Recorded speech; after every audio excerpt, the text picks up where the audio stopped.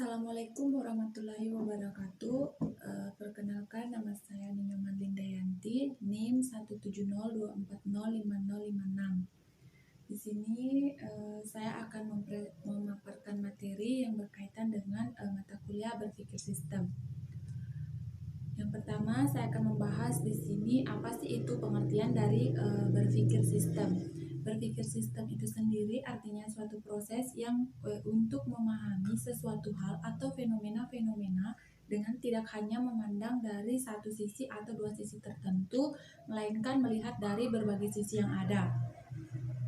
Kemudian berpikir sistem untuk peningkatan kompleksitas. Di sini kompleksitas itu sendiri merupakan suatu indikator atau hubungan di dalam suatu program atau portofolio yang mempengaruhi bagaimana cara agar hubungan ini dapat dikelola. Kemudian yang kedua itu ada konektivitas. Konektivitas di sini artinya suatu hubungan yang saling berkesinambungan antara hal satu dengan yang lainnya. Kemudian berpikir sistem dalam peningkatan kompleksitas di sini meliputi 3 hal, yakni yang pertama kompleksitas meningkat dengan adanya konektivitas. Yang kedua, konektivitas dapat merubah fokus terhadap struktur dan juga proses. Yang ketiga, dibutuhkan pola berpikir yang sesuai dengan peningkatan konektivitas. Yang berikutnya, berpikir sistem dari pola berpikir lainnya. Di sini pola berpikir lainnya di sini ada 3 jenis pola berpikir lainnya. Yang pertama yaitu pola berpikir secara logis, yang kedua pola berpikir secara kritis, dan yang ketiga pola berpikir secara holistik. Saya akan memaparkan terlebih dahulu pola berpikir secara logis. Pola berpikir secara logis dapat didefinisikan sebagai kemampuan yang menghubungkan dua atau lebih komponen atau faktor dalam sebuah hubungan yang secara umum dapat diterima kevaliditasnya.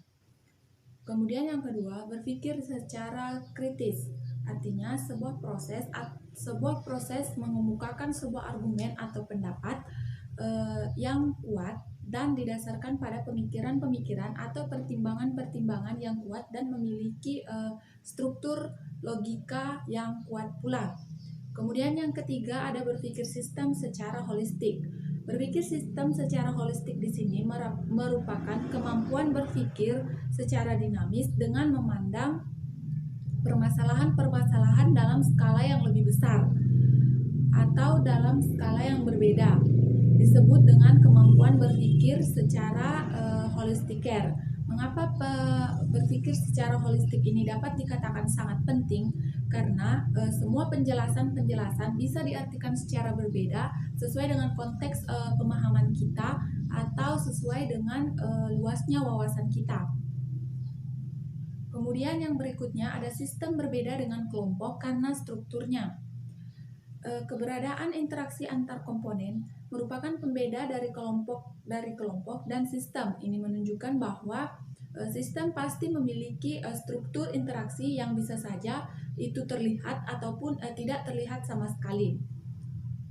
Kemudian di sini ada 5 ciri-ciri struktur sistem, yaitu yang pertama, sistem memiliki batasan dinamis, yang kedua, sistem memiliki tujuan, yang ketiga, sistem memiliki struktur umpan balik, yang keempat, sistem memiliki ciri holistik yang berbeda dari sekedar kumpulan komponennya, kemudian yang terakhir ada kombinasi dari sistem multidimensi.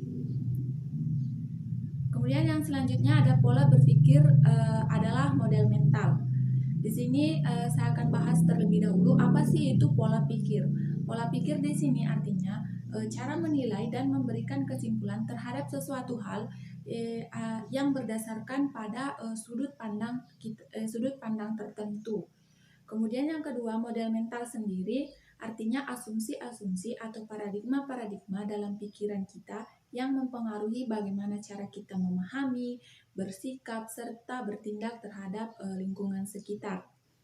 Kemudian karakter-karakter model mental seorang pemimpin yang biasanya dimiliki oleh seorang pemimpin, yaitu yang pertama jujur. Seorang pemimpin harus jujur, kompeten, kemudian berpandangan ke depan, kemudian menginspirasi masyarakatnya, kemudian cerdas, adil, tidak membeda-bedakan, berwawasan yang luas, berani, tegas, serta imajinatif, atau sering memberikan ide-ide atau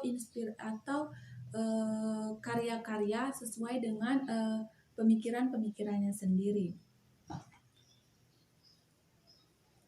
Kemudian yang terakhir ada manajemen berbasis berpikir sistem.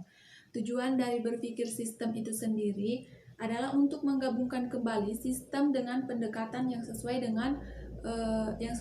untuk menemukan kebijakan serta merekayasa manajemen. Dengan demikian, pemikiran sistem mampu menempati posisi yang terpenting dalam pengembangan dari disiplin ilmu. Konsep-konsep sistem dalam manajemen meliputi 3 pendekatan, yaitu yang pertama pendekatan deskriptif, kemudian yang kedua pendekatan preskriptif, kemudian yang ketiga ada pendekatan deskriptif dan perspektif. Mungkin hanya itu yang dapat saya sampaikan, kurang dan lebihnya mohon dimaafkan. Saya akhiri dengan ucapan selamat pagi.